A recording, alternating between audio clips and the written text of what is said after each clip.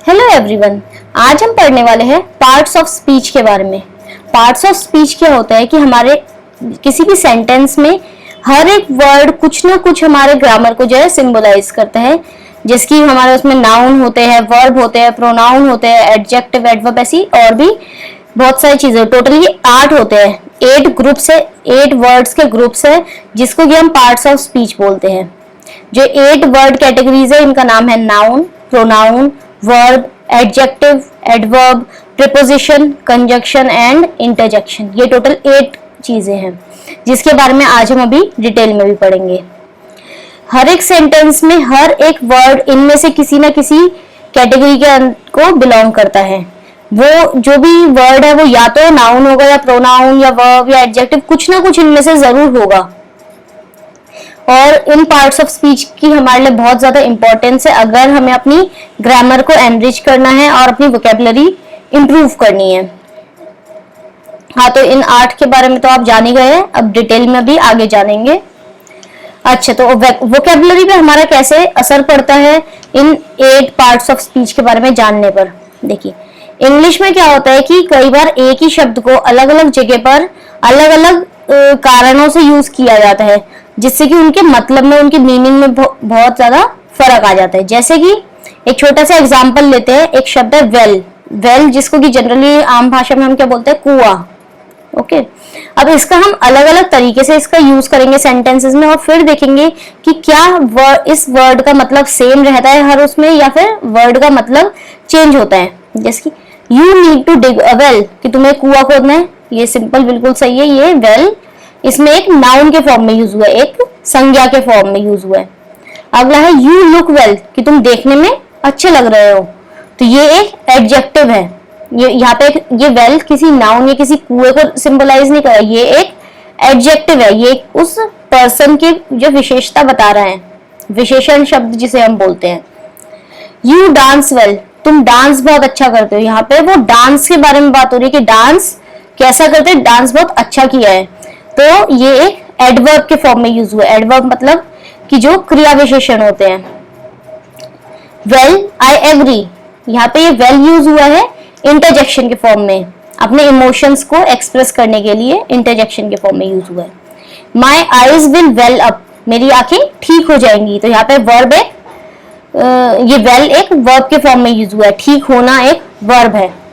तो आप देखिए, खुद ही आपने ऑलरेडी नोटिस किया होगा जो वर्ड है वेल, ये इन 6 सेंटेंसेस की हमने बात करी, सॉरी 5 सेंटेंसेस की हमने बात करी। इन 5 सेंटेंसेस में ये अलग अलग मीनिंग सिंबलाइज करता है और इसमें अलग अलग कैटेगरी को ये बिलोंग करता है। कहीं पे नाउन है, कहीं पे एडवर्ब है, कहीं एडजेक्टिव है, कहीं वर्ब है, तो ये अलग अलग रोल प्ले करता है। तो in English a word which performs a particular function in one sentence might perform a different function in another. ये तो आपने देख ही लिया। अब हम चलते हैं इन 8 कैटेगरीज के बारे में। वन बाय वन हम सारी कैटेगरीज को एक्सप्लोर करेंगे। सबसे पहले नाउन। नाउन को नेमिंग वर्ड भी बोलते हैं और इसे हिंदी में बोलते हैं हम संज्ञा। संज्ञा होती क्या है, जब हम किसी भी व्यक्ति, किसी पर्सन, किसी भी प्लेस, किसी भी थिंग या किसी भी इमोशन, भावों को किसी भी शब्द के थ्रू रिप्रेजेंट करते हैं, उस शब्द को हम नाउन बोलते हैं। Noun is a word that describes a person, place और थिंग और इमोशंस ऑल्सो। इमोशंस, आइडियाज, इन सब चीजों को भी नाउन ही बोलते हैं। फॉर एग्जाम्पल पीपल, हम लोगों के लिए क्या क्या शब्द यूज करते हैं, गर्ल, बॉय, फादर, मदर, ऐसी अलग अलग हमारे पास नेम्स है। या फिर हम कई बार उनको उनके नेम से भी कॉल आउट करते हैं, जो भी उनका नाम होता है। प्लेसेस, प्लेसेस जैसे कि लाइब्रेरी, गार्डन, पार्क, या कुछ पर्टिकुलर प्लेसेस भी हो सकते हैं जैसे ताजमहल, न्यू दिल्ली, इंडिया, ये पर्टिकुलर प्लेसेस भी हो सकते हैं। थिंग्स, थिंग्स हमारी लिविंग थिंग भी होती है, नॉन लिविंग थिंग भी, जैसे कि ट्रीज, फ्लावर्स, रॉक्स। ट्री और फ्लावर ये हमारी लिविंग थिंग है, रॉक हमारा नॉन लिविंग थिंग है। तो हर कैटेगरी को ये कवर अप कर लेते हैं इसमें। नेक्स्ट है आइडियाज एंड एक्शंस। हमारे आइडियाज और एक्शंस जैसे कि justice, liberty, democracy. Conditions and qualities, जैसे कि हमारे इमोशंस भी इसमें इंक्लूडेड होते हैं, जैसे Joy, happy, sad, illness, happiness, ये सब हमारे इमोशंस है। ये सारे हमारे नाउन्स है जो अभी हमने ये सब पढ़ा। अगली कैटेगरी हमारी प्रोनाउन। प्रोनाउन जिसको कि हम हिंदी में बोलते हैं सर्वनाम। सर्वनाम किसे बोलते हैं? जो संज्ञा के स्थान पर यूज होते हैं। तो यहाँ प्रोनाउन वो वर्ड्स होते हैं जो कि हम नाउन के जगह पर यूज करते हैं। A word that stands for noun और for the words that take place of noun. जैसे कि इसके एग्जांपल्स है मैं, तू, हम, तुम सब। ये सब जो हम हिंदी में यूज करते हैं यही हमारे इंग्लिश में भी हम इन्हीं वर्ड्स को ही बोलते हैं pronoun. I, me, you, he, she, we, us, they, it, ऐसी और भी काफी सारे प्रोनाउंस है। अब इनका सेंटेंस में कैसे यूज होता है ये ध्यान दे देते हैं। John said he lost his bike yesterday. John ने बोला कि उसने अपनी बाइक खो दी है कल। तो यहाँ पे ही और हिज ये दोनों वर्ड्स इसके प्रोनाउंस है। ही भी और हिज ये दोनों वर्ड्स यूज हुए जॉन के लिए। ही तो यूज है जॉन की जगह पर और हिज वर्ड यूज हुए जॉन के लिए। तो ये दोनों वर्ड्स है हमारे pronoun. Sia said that it is a very hot day. ये इट वर्ड यूज हुआ है उस दिन के लिए, डे के लिए। Please let her know that we send our deepest thanks.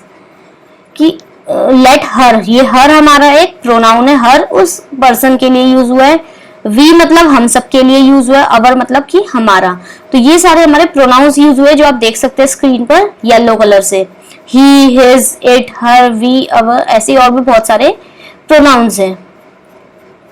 Next है एडजेक्टिव, जिनको हम बोलते हैं डिस्क्राइबिंग वर्ड्स। ये वर्ड्स हमारे वो वर्ड्स होते हैं जो कि हम नाउन या प्रोनाउन के बारे में, नाउन या प्रोनाउन को डिस्क्राइब करने के लिए यूज करते हैं। A word that is used to describe a noun or give a noun और प्रोनाउन अ स्पेसिफिक मीनिंग। जैसे कि अगर हम अभी बात कर रहे हैं किसी इंसान की, किसी पर्सन की, किसी बॉय की, वो बॉय कैसा है? He is a helpful boy. कि वो कैसा है? वो हेल्पफुल है। तो ये उसकी एक क्वालिटी है, उसको डिस्क्राइब कर रहे हैं, उस बॉय को डिस्क्राइब कर रहे हैं हेल्पफुल वर्ड से। तो हेल्पफुल एक एडजेक्टिव है। एडजेक्टिव जो है, कभी भी हम कुछ क्वेश्चंस पूछते हैं उसका अगर हमें आंसर मिल जाए दैट मीन्स कि वो एक एडजेक्टिव है। जैसे कि हम क्वेश्चंस क्या पूछते हैं? What kind, which one, how many, how much. अगर हम ये सारे क्वेश्चंस पूछे उस सेंटेंस में तो हमें पता चल जाएगा कि एडजेक्टिव वर्ड कौन सा है। जैसे कि जो अभी हमने एग्जांपल लिया था, ही इज अ हेल्पफुल बॉय। अगर हम पूछे कि व्हाट काइंड, कि वो बॉय किस काइंड का, किस तरह का लड़का है, तो आंसर हमें मिलेगा हेल्पफुल। तो हेल्पफुल हमारा एक एडजेक्टिव है। इसी के अब हम एग्जांपल्स भी देखें। This is an enormous fish. ये बहुत बड़ी फिश है। तो कैसी फिश है? एनॉर्मस है, बहुत बड़ी है। तो एनॉर्मस एक एडजेक्टिव है। Thomas is a kind and caring teenager. Thomas कैसा टीनेजर है? Kind and caring. तो ये दोनों हमारे एडजेक्टिव हो गए। Mary's family is very generous to the community. Mary की फैमिली कैसी है? जनरस है, बहुत काइंड, बहुत हेल्पफुल है। तो जनरस वर्ड एक एडजेक्टिव हो गया। अगला हमारा पार्ट ऑफ स्पीच है वर्ब, जिसको हम बोलते हैं एक्शन वर्ड। जब भी कोई एक्शन हो रहा होता है, कोई चीज हो रही होती है, उस चीज के बारे में बताने के लिए जो वर्ड्स यूज होते हैं वो हमारे एक्शन वर्ड्स है। जैसे कि ईट, ड्रिंक, प्ले, थिंक, राइट, ये सारे हमारे एक्शन वर्ड्स हैं। A word that expresses time while showing an action, a condition or the fact that something exists। तो किसी भी एक्शन की जब बात करते तो वो हमारे वर्ब हो जाती है। Writers write fictional stories in order to entertain their audience. तो राइटर्स क्या करते हैं? लिखते हैं। तो राइट एक वर्ब हो गया। Baseball players play the sport because they are passionate about it. So baseball players play, तो प्ले एक वर्ब है। इस वर्ब को हम हिंदी में बोलते हैं क्रिया। क्रिया आपने सुना ही होगा शब्द। जब भी हम किसी काम को करते हैं, करने या होने को हम क्रिया बोलते हैं। तो सेम वही चीज इंग्लिश में भी है कि जब भी कोई एक्शन होता है वो वर्ब है। While millionaires have lot of money to spend, they are not always happy about it. So spend भी एक वर्ब है, खर्च करना, ये एक एक्शन है। अगला है एडवर्ब। अब देखिए जो वर्ब है, अभी तक हमने इससे पहले पढ़ा था कि जो नाउन और प्रोनाउन के बारे में जो डिस्क्राइब करता है उसे हम बोलते हैं एडजेक्टिव। सेम ऐसे ही अब जो वर्ब है, वर्ब को जो डिस्क्राइब करता है उन वर्ड्स को हम बोलते हैं adverb. A word that adds meaning to a sentence or modifies three different parts of a speech such as verb, adjective or another adverb। अब ये जो एडवर्ब है ये किसी और वर्ब के बारे में बता सकता है, या फिर किसी एडजेक्टिव के बारे में, या फिर किसी और एडवर्ब के बारे में। इसकी तीनों कैटेगरीज हम डिटेल में तब पढ़ेंगे जब हम एडवर्ब को सेपरेटली एक सेपरेट टॉपिक की तरह जब हम पढ़ेंगे। आगे आने वाली वीडियोस में हम इसके बारे में बात करेंगे। So adverbs are really useful when it comes to giving directions and providing needed details. जब हम किसी को डायरेक्शन देते हैं या फिर कोई डिटेल प्रोवाइड कर रहे हैं तो हम एडवर्ब का यूज कर रहे हैं। जैसे कि they walked smartly to the counter, वो चलकर गए काउंटर की ओर, लेकिन कैसे चलकर गए? स्मार्टली चलकर गए। He quietly asked me to leave the house, उसने मुझे घर छोड़ने के लिए बोला। कैसे बोला? क्वाइटली, आराम से। इट्स रेनिंग हेविली, कि बारिश हो रही है। बारिश कैसे हो रही है? बहुत हेविली हो रही है, बहुत तेज हो रही है। तो ये हमारे अलग अलग एडवर्ब्स हैं। इसके और भी काफी सारे एग्जांपल्स हैं, जैसे कुछ तो है हैप्पीली, लूजली, ऑफन, कंप्लीटली, साथ ही साथ ब्राइटली। इस तरह के काफी सारे एडवर्ब्स आपने अपनी डेली लाइफ में देखे भी होंगे, सुने होंगे इनके बारे में। Next is preposition. प्रीपोजिशन होते हैं हमारे पोजिशनल वर्ड, जो किसी भी चीज की पोजीशन की जब हम बात करते हैं। पोजीशन जैसे कि कोई भी सामान है वो कहाँ रखा हुआ है, किस चीज के ऊपर, किस चीज के नीचे, किसके साइड में, किसके अंदर, किसके बाहर, ये सारी चीजें जब हम बात उसकी पोजीशन की जब हम बात करते हैं। तो a word that relates to a noun और pronoun which appear in relation to another part of speech in the sentence, कि वो दूसरी चीज के रिलेशन में कहाँ है, उसकी पोजीशन क्या है। The cat jumped off the counter, कि कैट ने काउंटर से छलांग लगा दी। तो कहाँ से लगाई है? ऑफ वर्ड ने बताया, फ्रॉम द काउंटर। तो ये एक प्रीपोजिशन है, पोजीशन बता रहा है उसकी। He drove over the bridge, bridge के ऊपर से, तो ओवर एक प्रीपोजिशन है। She lost her ring at the beach, beach में उसने अपनी रिंग खो दी। तो एट जो वर्ड है ये बता रहा है कि बीच में, तो ये प्रपोजिशन है एट। इसके सिवा और भी बहुत सारे at, in, near, on, into, on to, with, prior to, out of. कई बार ऐसे भी होते हैं कि प्रपोजिशंस के लिए सिर्फ सिंगल वर्ड नहीं होता, सिंगल वर्ड से ज्यादा फ्रेसेस के फॉर्म में भी प्रपोजिशंस यूज होते हैं, जो कि डिटेल में हम आगे आने वाली वीडियोस में बात करेंगे। Next is conjunction. कंजक्शन का काम होता है किसी भी सेंटेंस में दो या दो से ज्यादा शब्दों को आपस में जोड़ना, या फिर दो या दो से ज्यादा सेंटेंसेस को आपस में जोड़ना। अभी हम डिटेल में इसके बारे में अभी हम पढ़ेंगे, एग्जांपल से आपको समझ में आ जाएगा कैसे। A word that is used to connect other words और group of words in a sentence, जो मैंने भी बताया कि एक सेंटेंस में अलग अलग शब्दों को आपस में जोड़ना, या फिर एक सेंटेंस में अलग अलग बहुत सारे सेंटेंसेस होते हैं, बहुत सारे फ्रेजेस होते हैं, उनको आपस में जोड़ना। जैसे एग्जांपल से इसके एंड, बट, और, बिकॉज, फॉर, इफ, ऐसे काफी सारे एग्जांपल्स आपको पता ही है ऑलरेडी। अब एग्जांपल्स में देखते कि ये कैसे हम ज्वाइन करते हैं। He is the chief of police and also is a part time national गार्ड्समैन।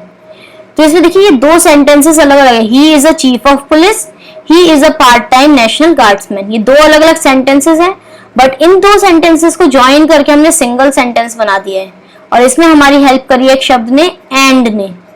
He is chief of police and also is a part time national guardsman. तो जो एंड शब्द है ये हमारा एक कंजक्शन है, इसने दो सेंटेंसेस को मिला दिया है।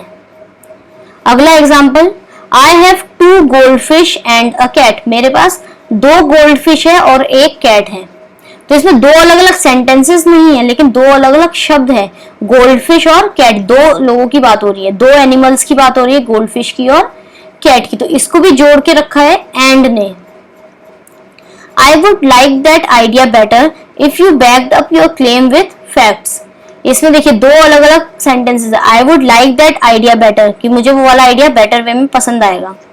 You backed up your claim with facts, कि तुमने अपने जो है क्लेम्स को जो फैक्ट से पूरा क्लेम किया होगा।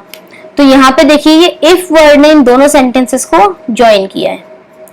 कंजक्शन का एक सबसे इजी एग्जांपल, अगर आप किसी को रीजन कर रहे होते हैं कि अगर आप कहीं पहुंचने में लेट हो गए, I am late because I was struck in traffic. So इसमें जब आप वर्ड कर रहे हैं बिकॉज, बिकॉज वर्ड भी हमारा कंजक्शन है, जो कि हमें रीजन करने में भी हेल्प करता है। I was struck, sorry, I am late, मैं लेट हूं, I was struck in traffic, मैं ट्रैफिक में फंस गया था। तो ये दो अलग अलग सेंटेंसेस है, इन दोनों सेंटेंसेस को आपस में जोड़ने का काम किया है बिकॉज ने। तो बिकॉज हमारा एक कंजक्शन है। अब आखिरी है हमारा इंटरजेक्शन। इंटरजेक्शन क्या होता है? जब हम अपनी फीलिंग्स को एक्सप्रेस करते हैं, फीलिंग्स को एक्सप्रेस करने के लिए हम इंटरजेक्शन का यूज करते हैं।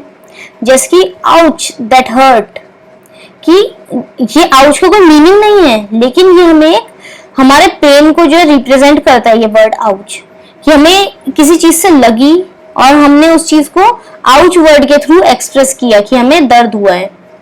A word that expresses feeling और इमोशन, उसको हम इंटरजेक्शन बोलते हैं। इंटरजेक्शन की वजह से सेंटेंस पर कोई असर नहीं पड़ता है। Interjection is independent of the sentence. और यूजुअली इंटरजेक्शन या तो सेंटेंस के बिगनिंग में आता है या फिर सेंटेंस के एंड में आता है।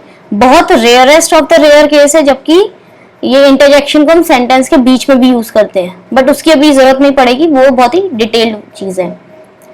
इंटरजेक्शंस का यूज कर देखो, हम डेली लाइफ में कई बार अपने एक्सप्रेशंस को एक्सप्रेस करने के लिए हम यूज करते हैं। और साथ ही साथ कभी आप अगर स्टोरीज या नॉवेल्स अगर आप पढ़ते हैं, कुछ भी आप रिटन मटेरियल पढ़ते हैं, तो उसमें जब भी डायलॉग्स की बात आ रही है, जब डायलॉग के फॉर्म में अगर कोई भी रिटन कंटेंट है तो उसमें एक्सप्रेशंस को अब देखिए, अगर हम आपस में बात कर रहे हैं तो हमारी वॉइस मॉड्यूलेशन और भी बहुत सारी चीजें हम अपनी चीजों को एक्सप्रेस करने के लिए, बट जब हम रिटन मटेरियल है उसमें हम चीजों की इमोशंस को कैसे एक्सप्रेस करेंगे, तो वहां पे हम इन वर्ड्स का यूज करते हैं रिटन मटेरियल में।